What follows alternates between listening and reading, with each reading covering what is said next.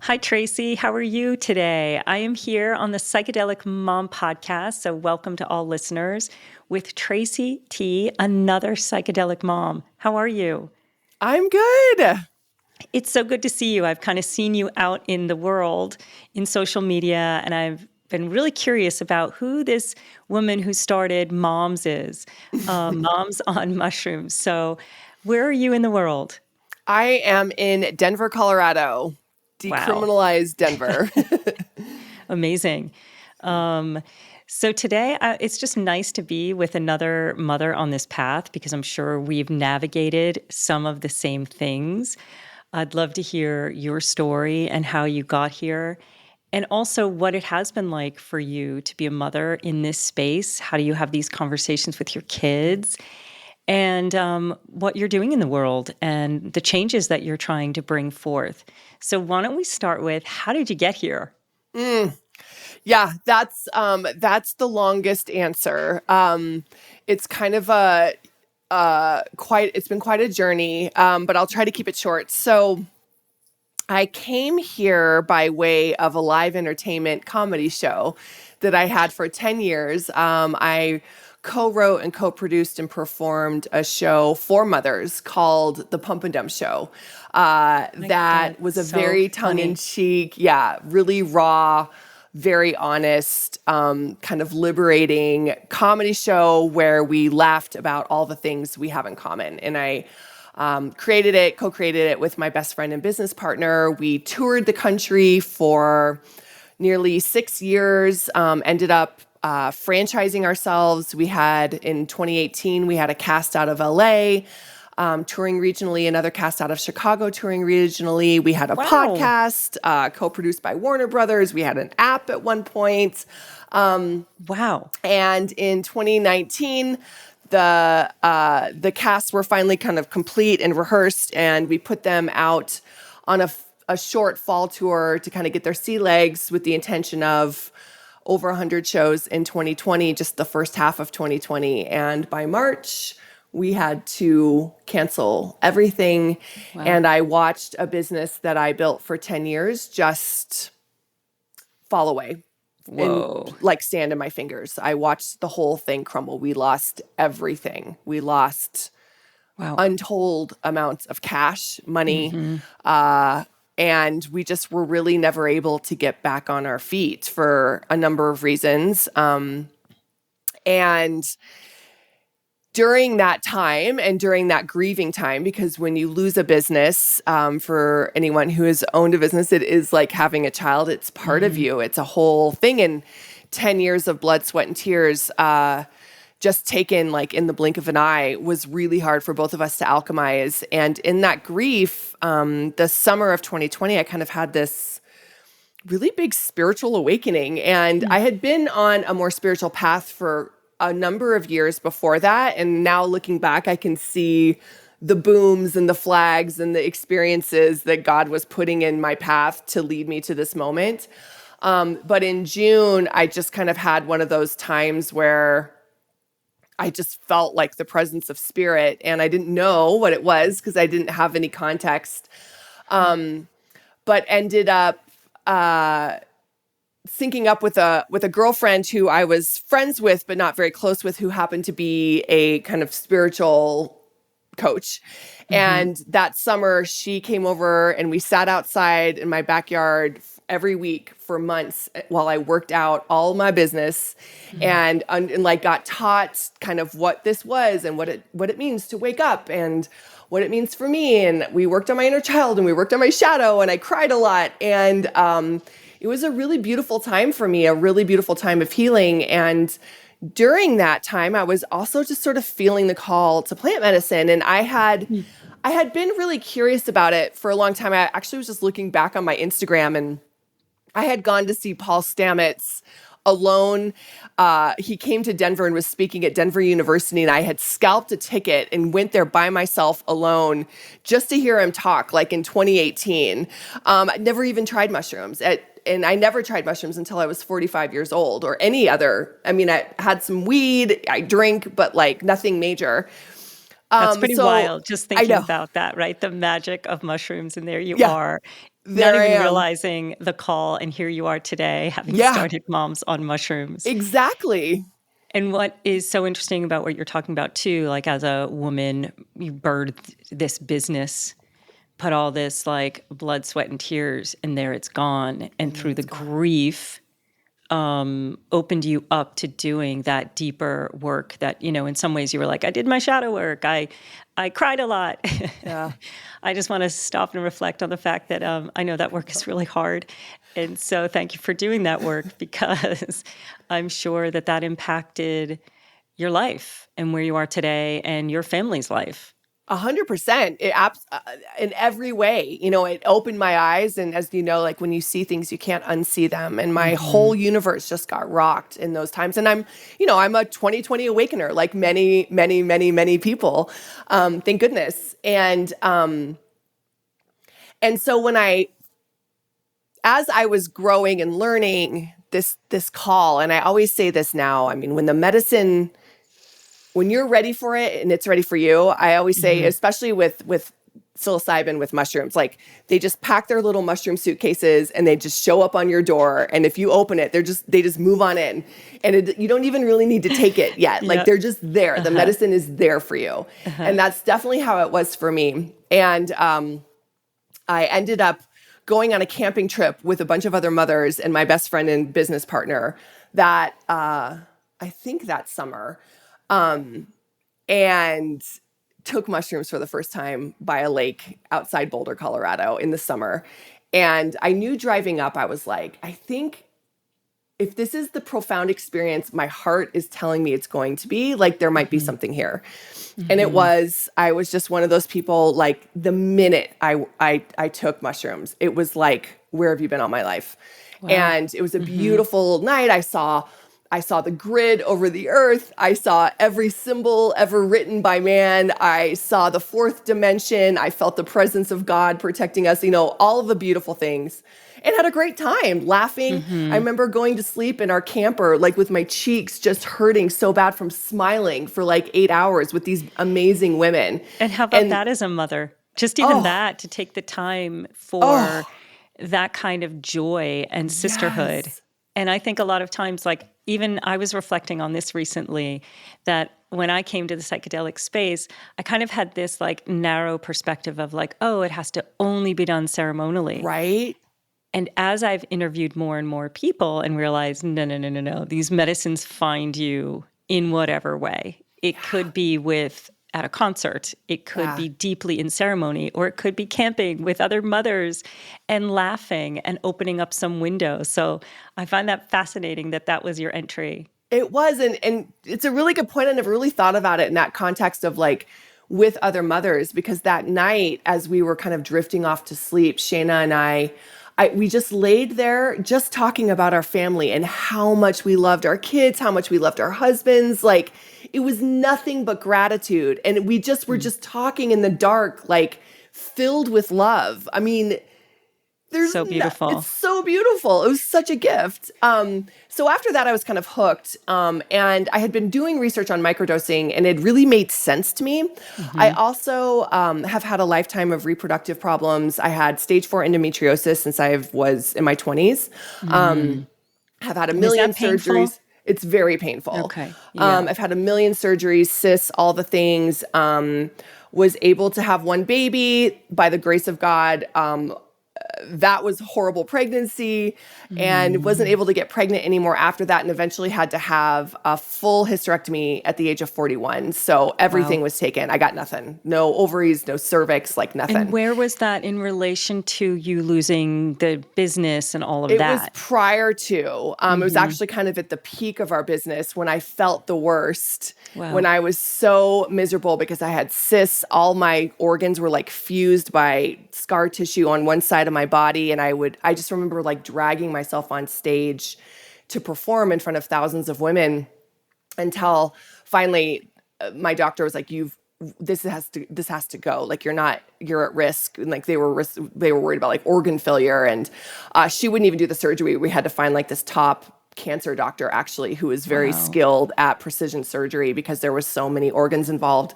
But that caused me to go into instant menopause, like within 24 hours of having the surgery. You know, when your ovaries are removed, you're not producing any hormones and your body needs those on the reg. And so I went into this instant menopause, and I would say that recovery period was kind of my first true stepping into, I remember recovering that summer when I had it, which coincidentally was around the same week as my big spiritual awakening, like June 20th, 21st, 24th. And so I sat and read all these books while I was recovering from my surgery. And there's something about moving into menopause, losing your female organs that was you have to search hard in your soul to find your femininity, your sacred feminine, your worth, frankly, you know, mourning the loss that I could never have any more kids, that I only had one. And I Amazing say that because you are, oops, sorry. Go ahead. One of the things I'm curious about is, as you were going through this process, you also were, I'm curious about what was happening on stage. Like, what was the show about? You said it was about motherhood and it was this comedy, but what themes were you tapping into? So that was, and that is part of the path too. So the show, again, was called The Pump It Up Show. It was very tongue-in-cheek. We always said we were the jerks who said the things that nobody else wanted to say. And so we would let people get it off their chest. That was kind of the metaphor of The Pump It Up Show. But our overarching theme was the name of our umbrella company, which was Band of Mothers. And our whole point was, look, it doesn't matter if you've never tried a cloth diaper or if you ate your own placenta, we can all laugh about the same things that happen in motherhood. Yes. And the point is that we laugh about it and that everyone can come in the same room and you find all these commonalities. And it was a really great pressure gauge, release gauge for women. And I look at it as like the olden times where we needed the comedy. We needed to gather, you know, in a comedy club, and there was a lot of alcohol, and there was, it was just much more showy. But there was a lot of heart into it. The whole show ended with this big anthem, Band of Mothers, and You're an Awesome Mom was the name of the song, because half of the show was music, and people would be up clapping and crying and hugging each other and giving each other mom's high five. It was amazing. But that feeling, when I started working with the medicine, it became readily apparent that after COVID and all the lockdowns and all the ridiculousness, we had lost our community and our connection to each other. Wow. And that what we did in the Pump It Up Show to bring moms together was sort of like step one. And that I personally felt this calling to go to step two, which is, okay, we got to start talking.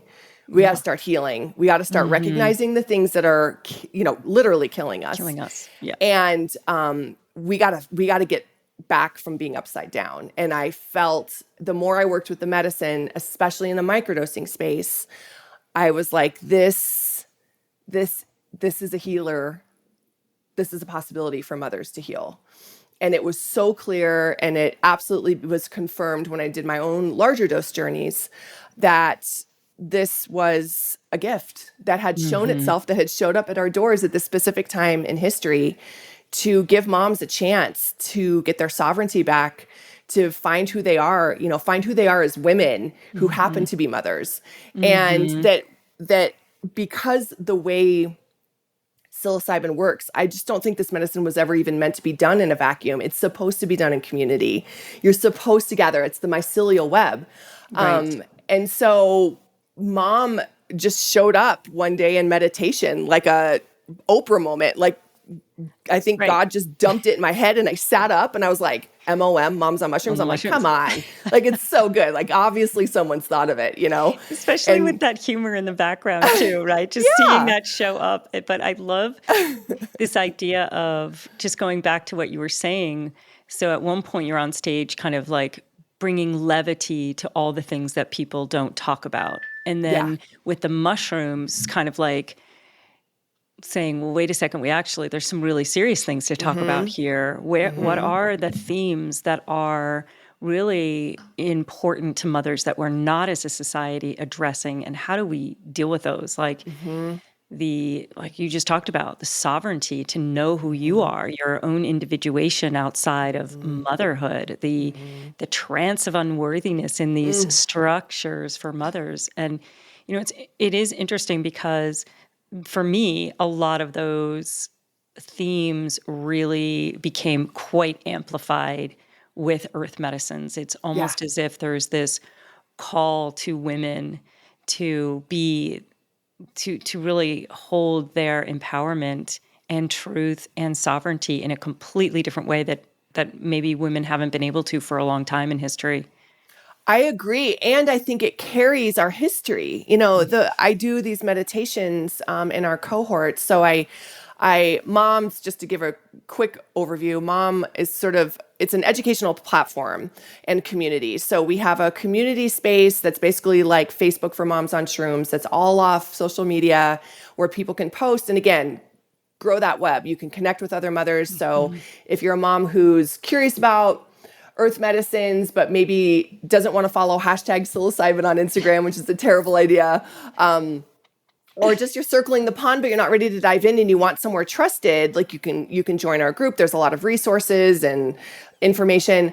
And then we have cohort courses where 3-month containers with no more than 10 women to really go deep and provide a space for you to create a relationship with this medicine and create your own intentional way of working with it, which is what I think is the most important. So that when inside of that, we do these meditations and we always sort of focus on that mycelial web. But I truly believe that web, this medicine carries our history. And to your point, we're tapping into lifetimes of our ancestors, of women, of knowledge, of wisdom that we have been told we're not allowed to share or embody. And there's something about it that just brings it out of women. Gosh, I'm just feeling this huge smile come on my face as you're speaking, because just take that idea that we truly are connecting to the mothers of the past, of their history, of their deep desires and needs, and this deep drum. Like I a few ceremonies when I've come back when I'm like coming back into this reality, I come back and my hands are pounding on my chest in almost like this beat. Wow. And it feels almost like this beat from long ago that's being beat, like pounded back in, of that remember, connect and remember. And there is something, so I'm so happy to find you. There is something about connecting with sisters on this path. There really is this, and almost a new kind of sisterhood outside of kind of the relationships that women have had in kind of the patriarchal structure where there's the envy and not feeling truly supported. I think judgment, competition, comparison. Feeling awful after you're with a group because then you're turning it in on yourself and thinking of all the ways maybe you feel like you're not measuring up. And so this sound, this echo from the past through the mushroom is really beautiful. It's beautiful. And if you think about how it's held in the womb of the Great Mother, right? It's down in that dark soil. And the mother, we walk on her. She gives us so much. And I grew up in a very Christian, conservative home, and I'm still very God-focused, big fan of Jesus. But what was left out of my upbringing was that we also have a great mother, and that my connection to her and to this earth, again, the tears of our ancestors are in the soil that we walk on, the bones, the blood, the laughter, the stories. It's all here. It doesn't go anywhere. It goes down into the earth, and it's supposed to be remembered so that we learn from it. Not that we keep repeating it, but that we learn and that we create our own new stories. And, and then bringing forward kind of the other thing you wanted to talk about, it became abundantly clear the more I researched, the more I dove into this. first of all the teachers who appeared to me were women and were also mothers. You know, they just showed up as they do, as your teachers do. And I didn't think that that was any small coincidence, but I really looked at the broader scope and where were the women in this conversation? Women and moms, I mean, maybe, you know, there have been extraordinary women, and there are extraordinary women in the psychedelic space right now that I look up to deeply. But mothers have been left out of this conversation forever. Yes. And we take this medicine differently. We just Definitely. do. We're just, and it's interesting you just do it because, different. you know, in some ways we're doing similar work. I mean, I'm, you know, bringing the voices of mothers and destigmatizing it for mothers, because mothers have always been one of the most scrutinized populations. And I always think of how many times women get unsolicited advice from outsiders and strangers that they don't even know about how to parent, or their child needs a hat or whatever it is. And so to create a space for mothers to choose for themselves how they want to be in relationship to Mother Earth, to her medicines, how she wants to be in relationship to her body outside of the cultural norms, and to hear the echoes of the women of the past, and also how to parent. Because largely, I don't know for you, but this has changed how I view my role as a mother, how I parent, looking at my own early conditioning and determining what to bring forward and what not to, and loving my mother deeply for what she did and what her generation was able and unable to do. But how would you say that earth medicines have impacted you as a mother and how you show up as a mother? So for a mother out there that's like, mom's on mushrooms, like these two ladies are crazy. Right. Crazy mushroom moms. Like Crazy mushroom moms. What would you say? It couldn't be further from crazy. But to be able to say that with authority has and is still taking me years of unlearning of and releasing the story that I was told to embrace. And releasing the misinformation that has flooded our society about psychedelics, and trusting my soul. And I think before I can answer that question, as you were saying, you know, learning about the mother, getting close to the mother, the greatest thing though is your reconnection to your soul, to who you really are, to your heart. And then I was just talking with a dear soul sister, and we were talking about mushrooms, and she said, you know, for me, it's just a direct source to the divine. It's a direct source, and that's how I feel. And so to be able to embrace that direct source, that direct gateway to God or source or whatever you want to call it, for me, it's God. And to literally walk in a relationship in it, outside of the dogma, outside of what you think you should or shouldn't do, or having to go to this thing or that thing, or show up with this person, or say this prayer or whatever, just knowing it in your heart, that's freedom. And that was really taken from women, really. Like even when you think of all the traditional faith traditions, there were some in the past. I love the Immortality Key, that book. And I love some of the new, you know, historians out there, not new historians, but historians that are really bringing forth this knowledge of the women's role within faith traditions before.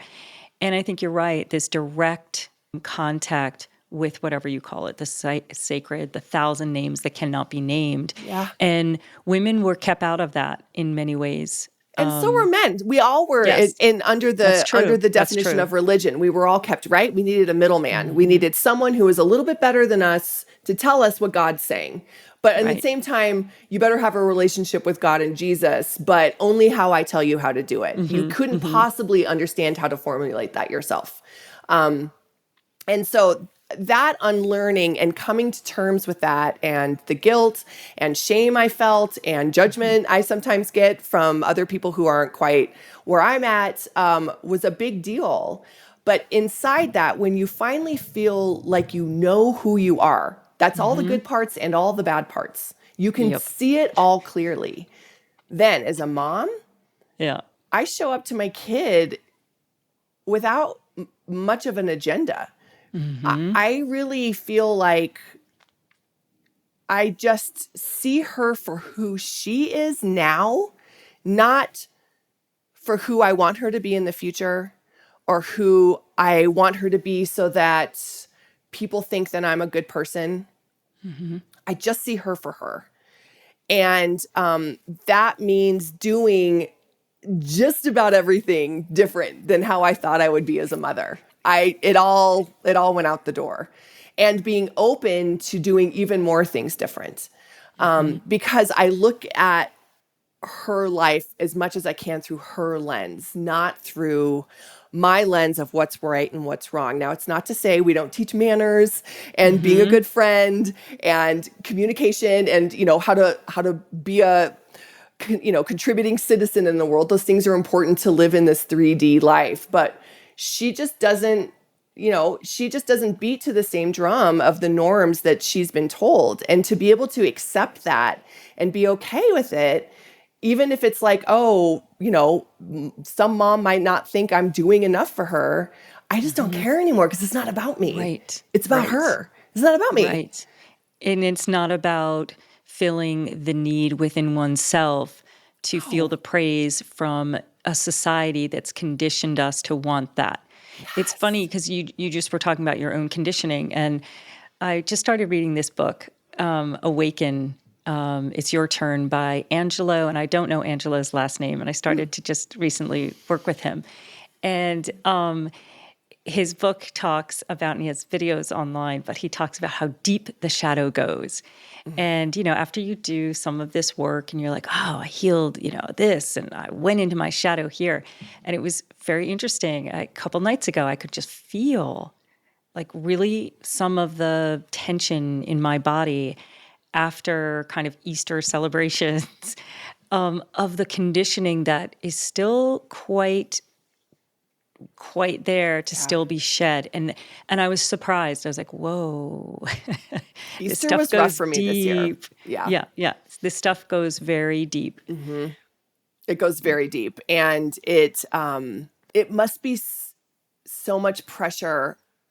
It was, because we know this now, like, to put that pressure on a child to Hmm. live up to what you need so that you feel like you can show up in the world to other adults.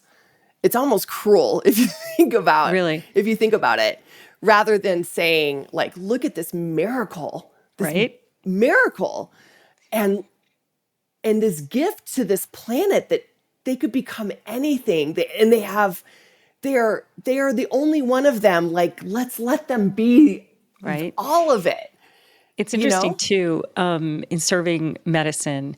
One of the things I'm noticing are some of the themes and the wounds that are recurring. And I would say one of the ones that's come up recently a lot in the clients that I work with is the performance, the damage that performance parenting does on a child.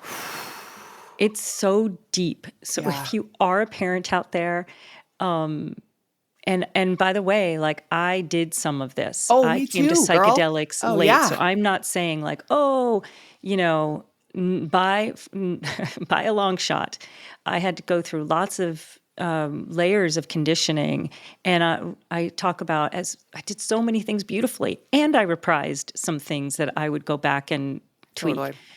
But it is one thing that has been really in my awareness lately about how damaging it is to a soul when a child feels like they are just trying to so hard because they want to please parents so Mm-hmm. much. Mm-hmm. How damaging it is later on in life to be treating somebody with these medicines and see the deep wounds Mm. from wanting approval from parents from a young age, and it's still being so embedded in their system. Mm. Pretty Yeah. profound. Yeah. And it's complicated, right? Like Hmm. this is partially why mom exists. And when we talk in circle, a lot that comes up, and it's many times just everyone, myself included, just sitting around crying, that Hmm. there's nothing more tragic than raising a child.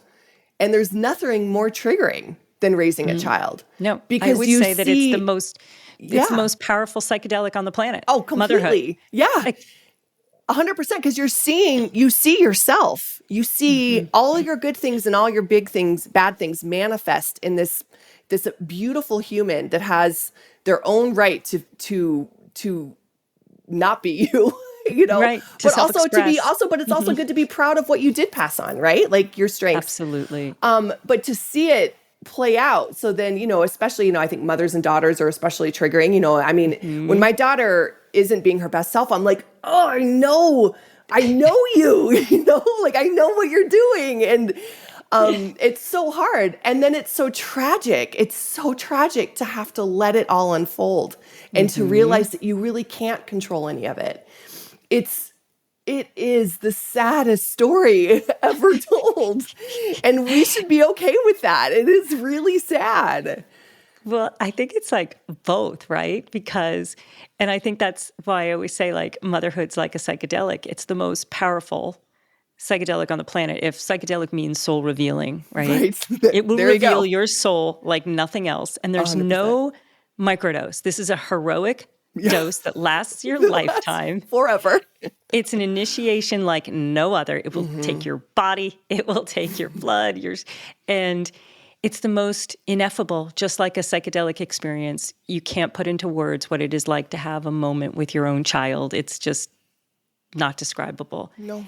And what also is embedded in that is what you said. Also, the aspects, it's the full story. You think of like Mother Earth, who holds cyclones and morning rain equitably, right? And as mothers, to learn how to do that is so difficult. Like you just said, when your daughter or your child is struggling, how do you hold that as a mother and not be deeply in pain and want to change it and rescue? I was a big rescuer, so I love to rescue. So it is such a powerful role. And I'm so grateful that you're creating a space for mothers who are doing this deep work to go into the soil of what is there from the past, currently, so that they can bring forth different kinds of relationships with their daughters and children. It's so powerful. It is. And on the positive side, okay, let's talk about something that's a real gift I think that the medicine gave me, one of the, if not the number one thing everyone feels when they work with psychedelics is connection to all things. And then like that love, like you've never felt love before, and as a mom, you're like, okay, top my love, right? Like, come on, Exactly. Try to explain that one to me. Try.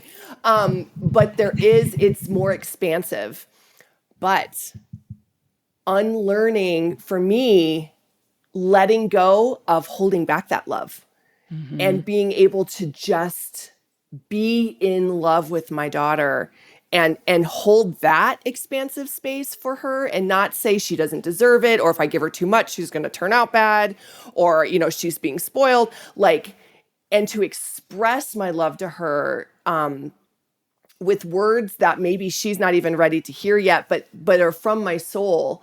That's a gift, because I'm not scared. I mean, so many of us were brought up afraid to show love to our children. My parents, I mean, both my parents have told me stories about how their parents never even said, I love you. So what a gift for me to just put all that aside and just be like, I love you, Exactly. despite it all, It's so interesting too. Like even the other piece of like, we didn't have the languaging of years ago to even know like our bodies can co-regulate our child. Like we can use our system when they're all hyped up to just go and just kind of breathe and co-regulate them. And I think of even that, some of the benefits that come out of doing our own work and deeply understanding these bonds, and what kind of attachment styles we come from and what a trauma bond is and how to, what you just said, like ultimately show love in a way that is so expansive that nothing is held back in that. Yeah.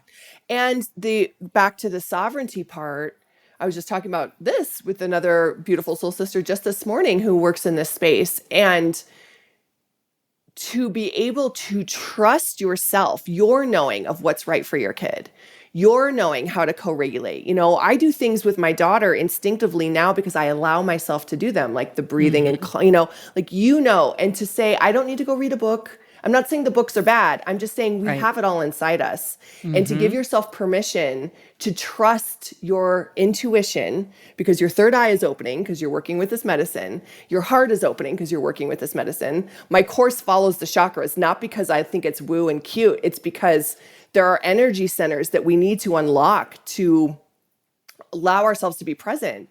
And when you start to trust yourself and you feel that freedom of knowing, you are automatically going to be a better parent because you're not going to give a flying one what Susie down the street says you should do. You're going to know what to do. And there's no hesitancy in that. It's pure trust. And that is a rewiring, don't you think? Yeah. Like, Oh gosh, because yeah. we are conditioned to just automatically, it's that neuro pathway of like, let me ask my doctor. Let me ask this person. And I don't have anything behind my name, so therefore I couldn't Right. possibly know it. I don't have a master's in this, so therefore I don't know. Yeah. So what would you say if you kind of looked at like the, I don't know, top things that earth medicines have taught you in relationship to being a woman and a mother? What would those be? I could go a few different ways with this. The first three words that came to mind are surrender, courage, and compassion, sovereignty, and inside that, true freedom. True freedom. I was able to disconnect all these cords that we have to this outside world that tells me who to be. I lovingly just cut them all, and I just am me for the most part.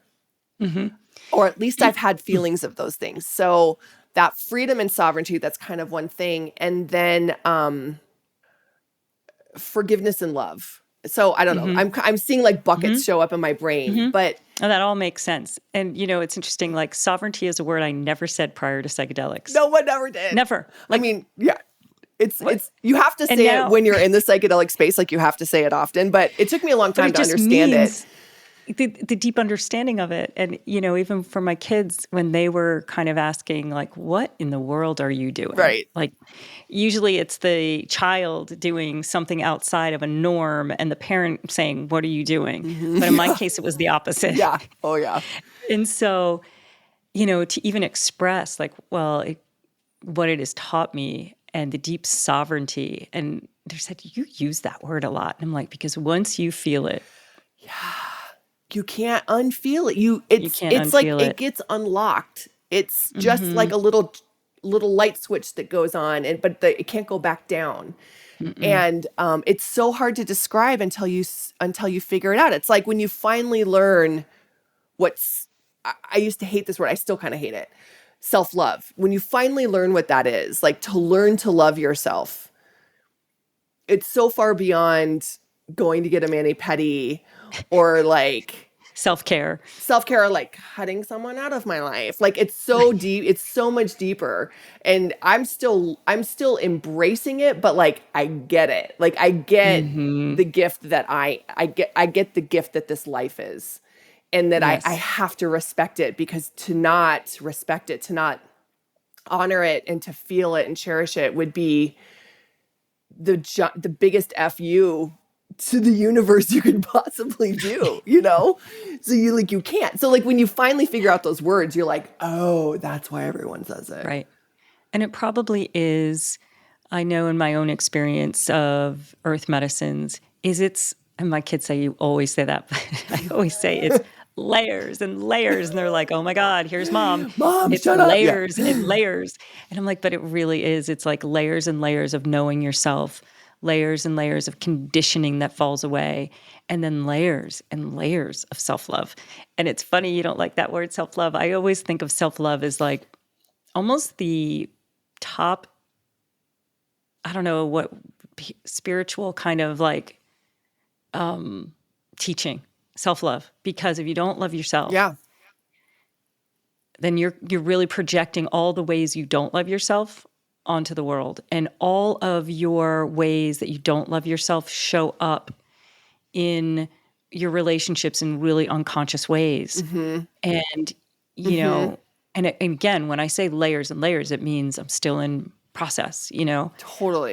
It's not like, oh, I think that's another thing of realizing the layers and layers of awakening, that you can have like these amazing awakenings and psychedelic experiences.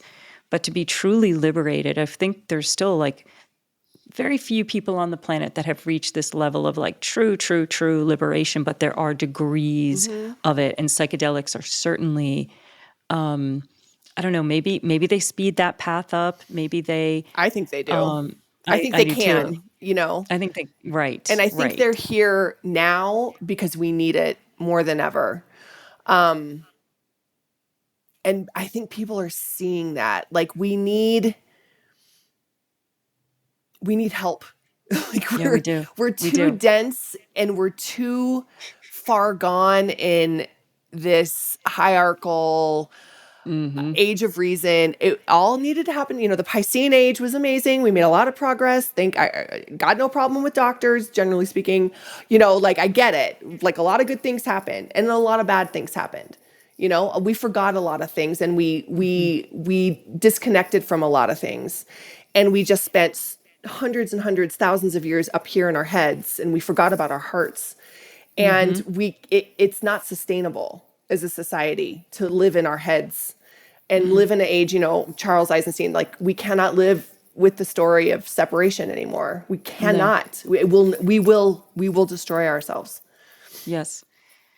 Yeah. And you were talking earlier about the mycelium web, right? We are meant to be, we are interbeings, that We word are. that I think that's another huge lesson from Yeah. earth medicines is I interviewed someone recently who's a medicine woman, and she said, you know, I asked her, what are the most profound things that psychedelics taught you? And she said, we're all one. It's not a logo on a t-shirt. You actually experience, it's the experience of these deep truths that have been carried down for generations. It's actually like feeling them viscerally in your system.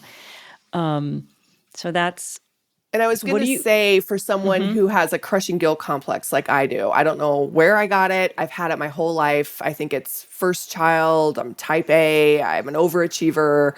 And it's just in me.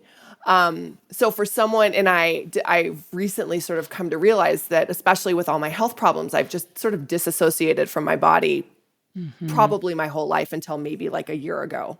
And even now I'm like, okay, I have to tell myself like, you can feel your fingers, you can feel your legs. Like that's how basic I'm starting from scratch. So self-love is actually very, very difficult for me. But that is definitely a familiar path for me, by the way. yeah, Like I was completely disassociated from my body to the point where I remember bragging, like, I don't feel pain. And it's right. like, Oh yeah. what? I used to be, Like, there was well, it why do was you like have such a high threshold oh for yeah, pain? high threshold for pain. Yeah, it was like a badge I got to wear. It's a badge. So for someone like me and maybe you too, who has a hard time with the self-love piece, what the medicine has taught me, talking about the love and the oneness, is that even if I don't feel love for myself, the compassion and love I feel in connection to everything else, Mm-hmm. by default, I have to love myself because to your point, Mm-hmm. whatever I do is a reflection on other people. So like I've got to keep it together, you know, because Mm-hmm. you know, and so it's a nice for me. It's like okay, I may not get that part, I may never feel that part 100%, but at least I can know what it feels like to love everything. Doesn't mean I do it all the time. It doesn't mean I don't struggle, Right. Exactly. but I have sensed it, and that connection, that web is not going to leave me, and so that oneness that oneness comes back to me, whether I Right. want it to or not. Exactly. Exactly. And I think, again, it's layers and layers. So I remember, you know, even in the realization that I was disconnected to my body, if someone had said that to me like 5 years ago, I'd be like, what are you talking about? I'm not disconnected to my body. And then realizing, like, even as a woman, that is where our intuition lies. So as soon as I started to allow my body to come back online, at first it's really uncomfortable because it's all the things, all the emotions stored. Mm-hmm. It's probably why I've disconnected in the first place, was like Mm-hmm. that trance. Like, well, if I don't feel it, it's not really there. Mm-hmm. So as soon as those layers start to come back and you start to feel like sensation, I was like, oh my God. I felt anxiety for the first time after Earth Medicines and was like, these things are bad. Like, I never had anxiety before. Yeah. But it was my body Yeah. saying, like, well, right now is kind of a time you might want to feel anxious. I'm giving you a little signal here. And the Mm-hmm. discomfort started to be a mechanism that I could trust, that these weren't just emotional things happening in my body and sensations. They were showing me Clues. things, Yeah. It's clues, cues. clues. How are you Yeah. feeling in this space? Feeling good or not? And when you start, like, I just notice the more and more I go into my body, out of my head, like you just talked, out of my head, what is my body telling me? Because my body has always known 5 years, 10 years in advance of what my brain knew. It Oh was my like, gosh. It's so true. right? So, and I think the self-love piece is the more those little girl parts get Mm-hmm. held and reparented and reacclimated into the system and integrated the system, is when deeper layers of that love come back online. Mm-hmm. That's been my experience.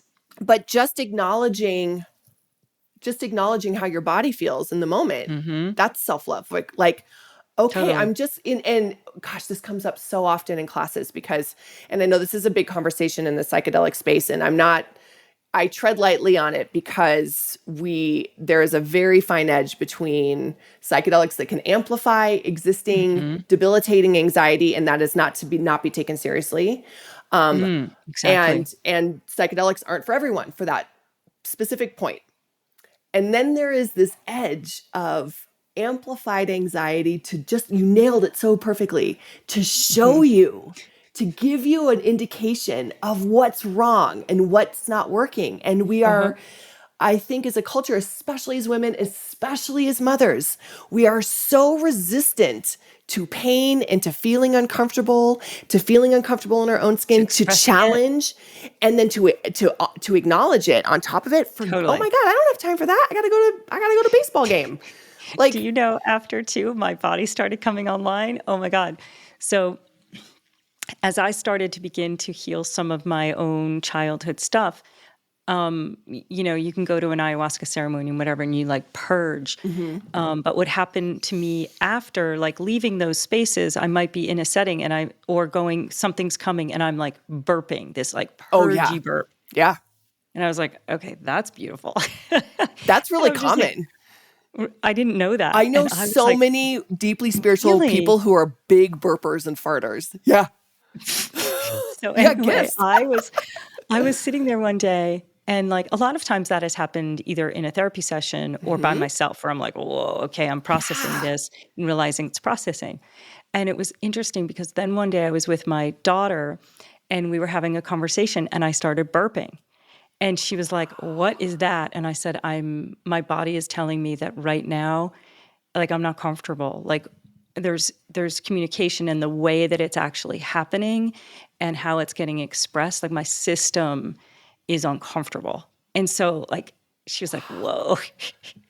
And yeah, it was very, very She's like, interesting. can we leave the mall? This is embarrassing. Just joking.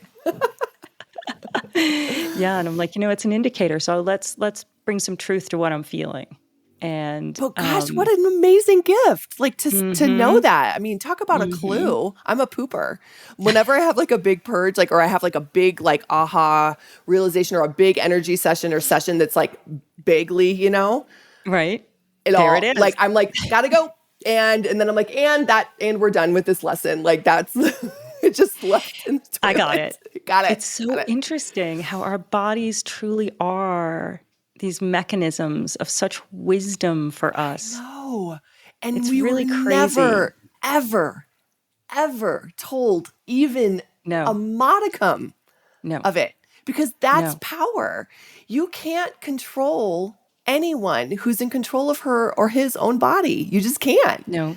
No. because you don't need to. And so there's a lot, like there's no businesses. There's not a lot of businesses there, And when how you, about like teaching your children? And I didn't do this because, again, I came to psychedelics later. I mean, I do this now.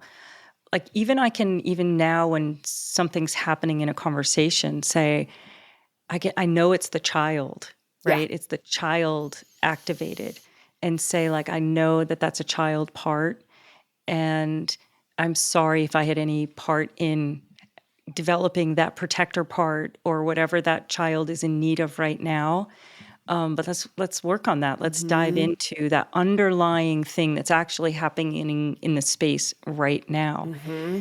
But to raise your child to like feel like, oh, I'm Mm-hmm. feeling discomfort, and Mm-hmm. to first know how to self-regulate it. Mm-hmm. Second, to actually name it, know what it is.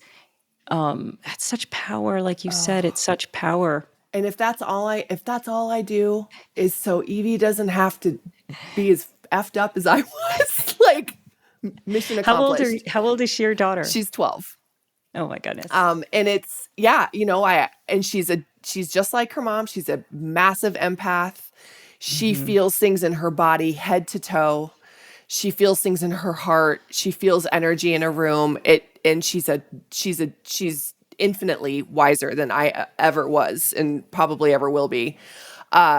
And so I can you see her energy shift when she's affected by something. Mm-hmm.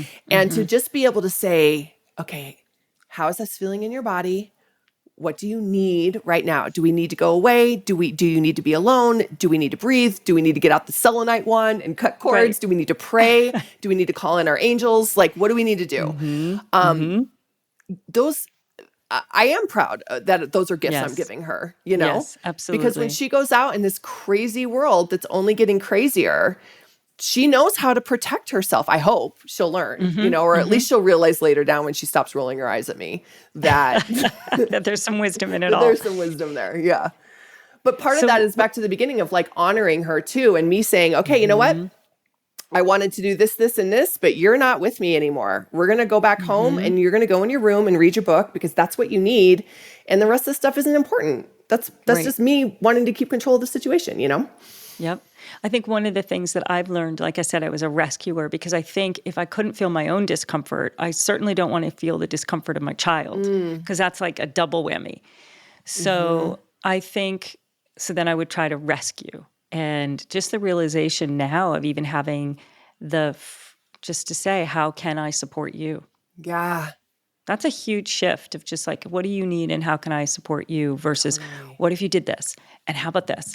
And you're feeling anxious. So why don't we do this? It's Uh, just like, what do you need? And they're older, so they can put language to those things. And but even that shift in parenting, that came from work with psychedelics and earth medicines and Oh, totally. And I was a take it on the chinner, right? Like, oh, you're fine. That's my family's like favorite word, like phrase, like you're fine. And again, that badge of high threshold for pain, mm-hmm. take it, keep going, perseverance. Those aren't all bad qualities. Those are great No. qualities, Yep. but not to the point where you crash and burn like I'm famous for doing.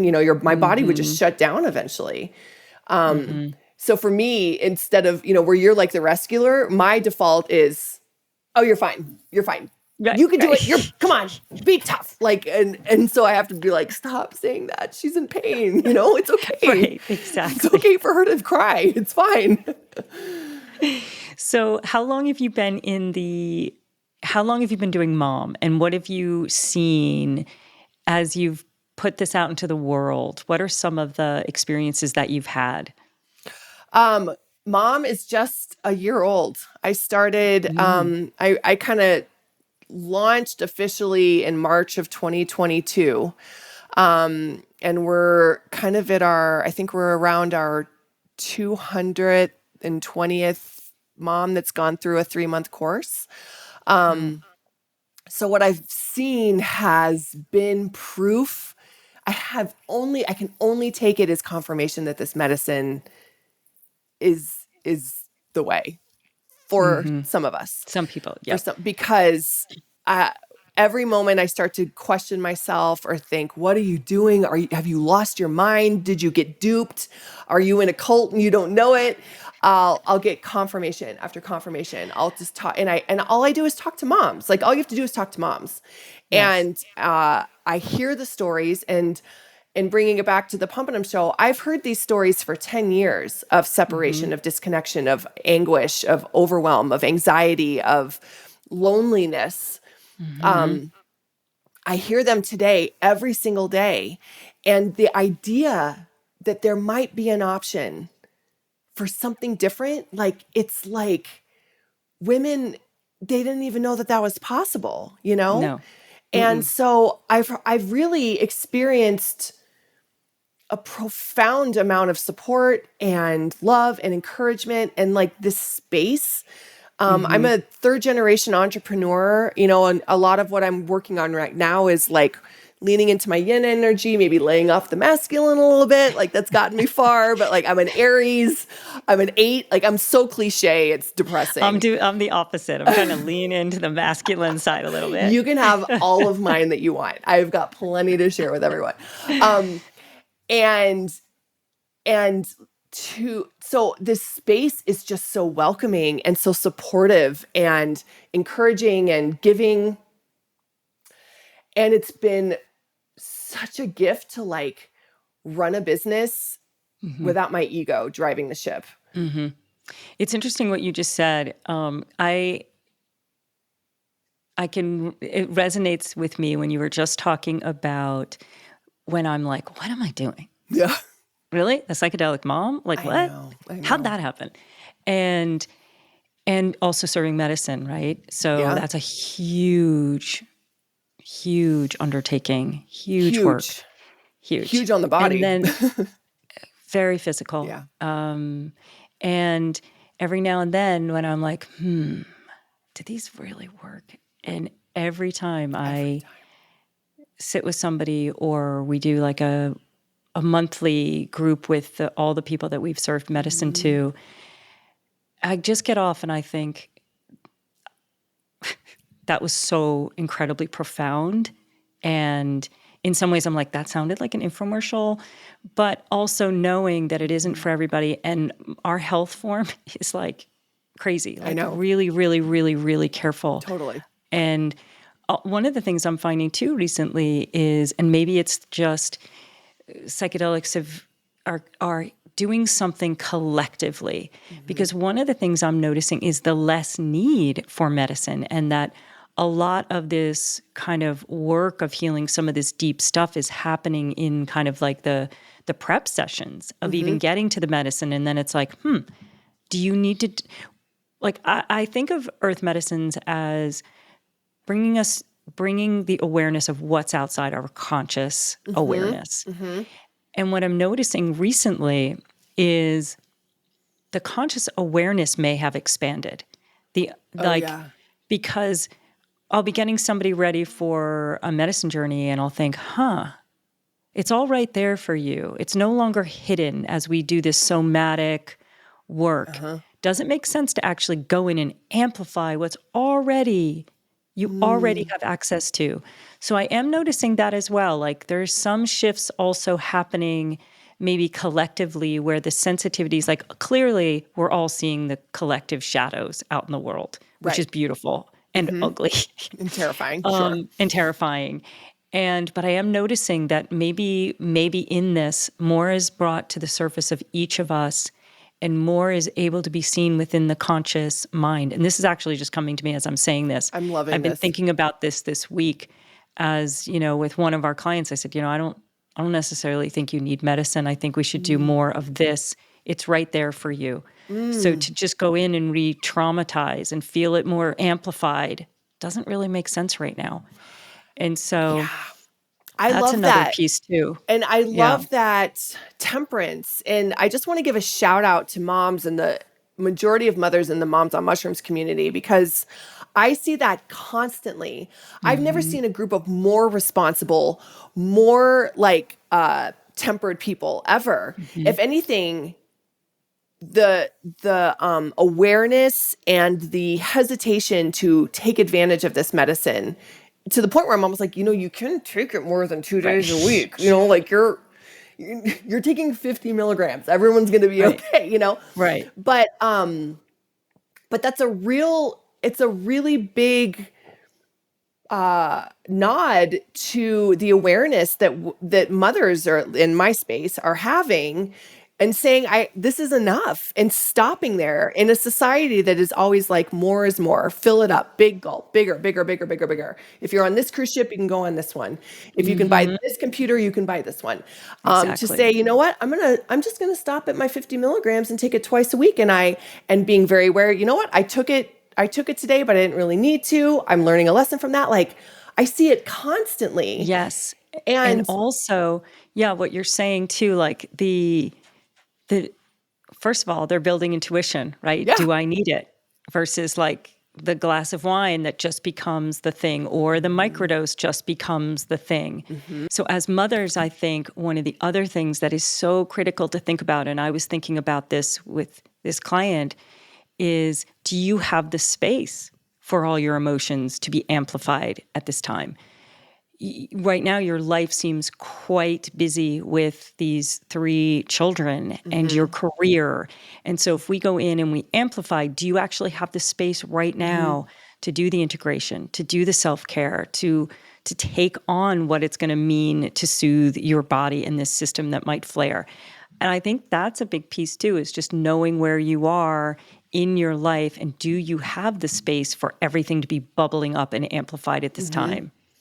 I love that. I agree. This is where I differ from my mentor, my main mentor specifically, because that's why I think the busy Western mother should start with microdosing first to create a relationship with the medicine, because I think we are in so many ways so destabilized that to amplify it, to your point, and to bring 3 to 5 grams of a powerful, powerful medicine, and to lay you out for 1 to 2 days minimum after.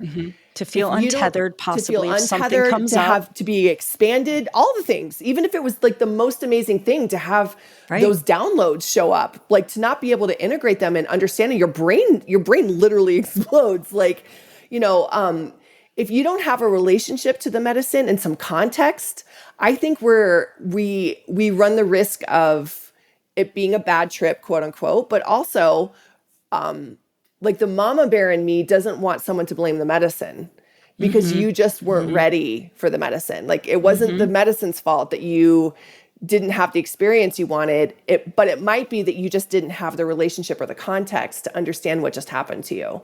And Or the space to really go in, space. because like we know deep trauma can come up, repressed memories can come up.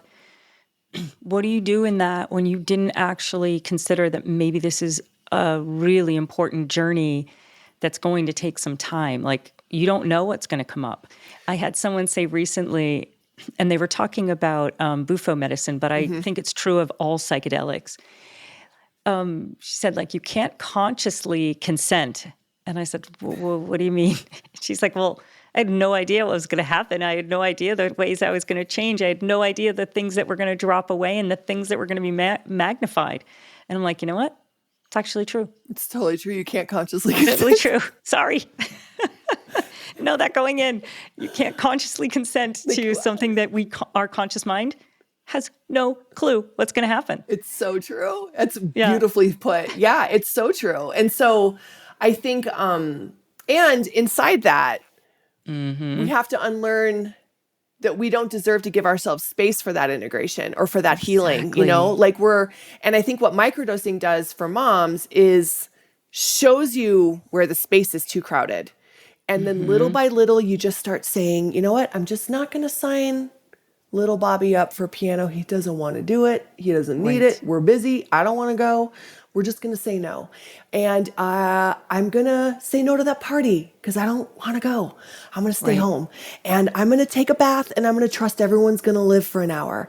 And little by little, your space, your world starts opening up and you can breathe again. And it's not that pressure on your chest.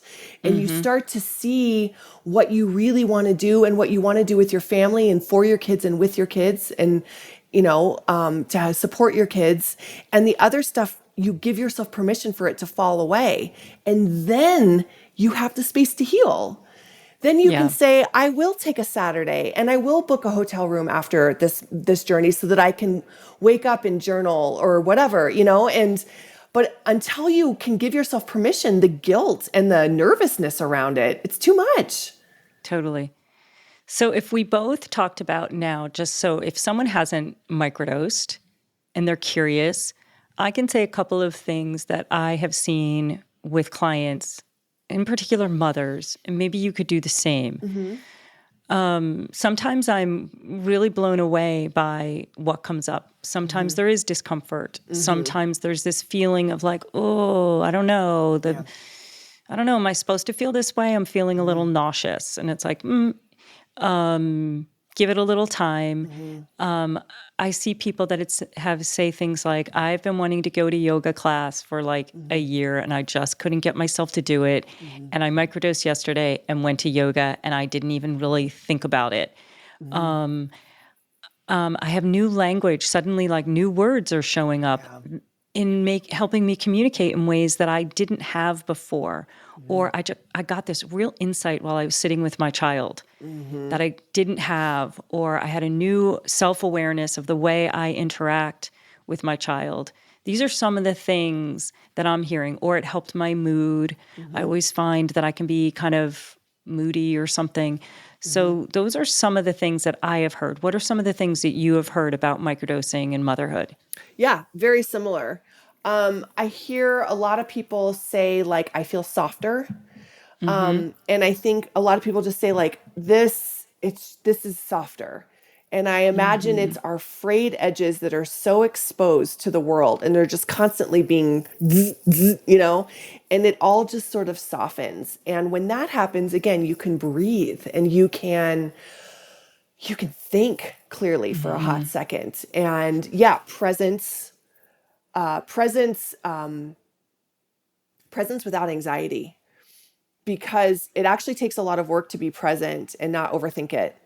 And presence requires us to release distractions, put down our phone, look people in the eyes, feel your feelings, think your thoughts, say your words. These are skills that we are losing actually pretty rapidly right now, because we cover it up with noise and distraction. And so being calm in your presence and just being like, oh, I played with my kid and I didn't hate it. Because you weren't like, look, and no one really likes playing Legos. And I hated doing crafts when my daughter, hated it. It's not my thing. But like, you can like withstand it without that like, clarity of thought. Again, I think that comes back to presence, comes back to breathing in space, and being empowered to allow your thoughts to be true for you. And creativity is, I hear from so many mothers. I just went downstairs and I just started painting. I haven't painted in 5 years. I just started writing music. I just started playing my guitar again. I'm writing again. I can't stop journaling. Wow. Things that are human needs of just that we need just to be in this world. We are creative beings. So for me, one of my big things is like permission granted, and it's permission to just be back to be a human again. And for moms, I think microdosing helps you put the mom badge just over to the side a little bit and not just fully immerse yourself in it. And then when you start to realize that you're a woman, a human, man, do you realize you have possibilities? And also, like, I think those aspects of ourselves as women that we tend to amputate, like the parts of ourselves that weren't really allowed in the space. And suddenly there's that connection to when you said put the mother part aside.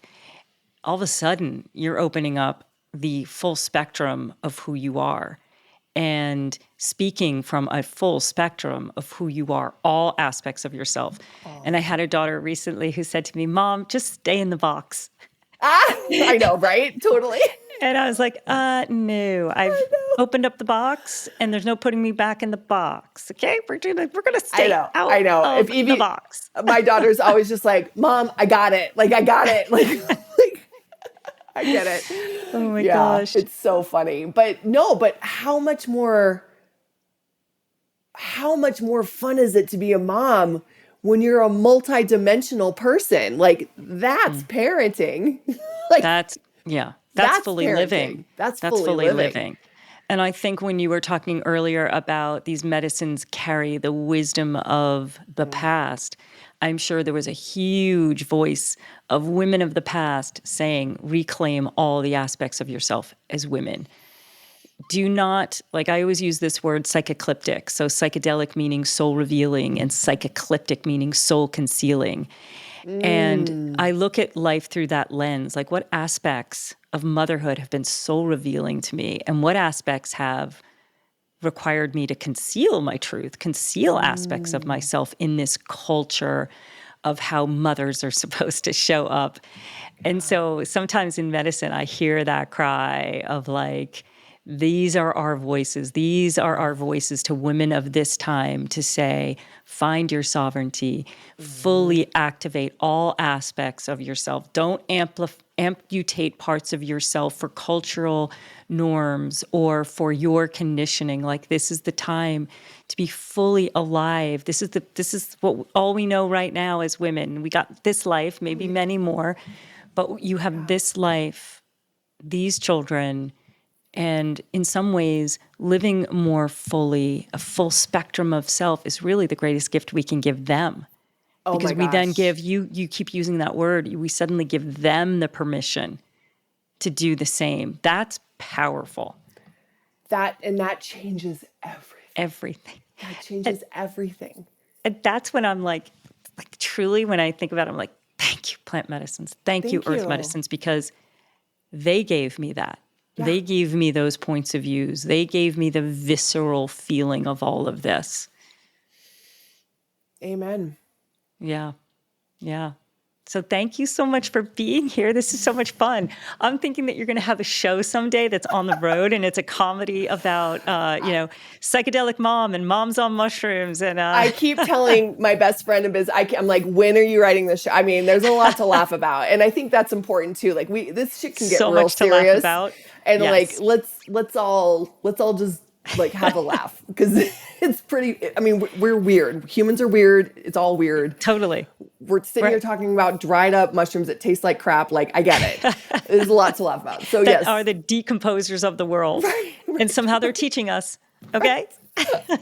Super grateful. Also, it's kind of funny. Yeah, I think of totally. that too sometimes with bufo toad medicine. I'm like, Right. really? You hid the God molecule in a toad? Like, really?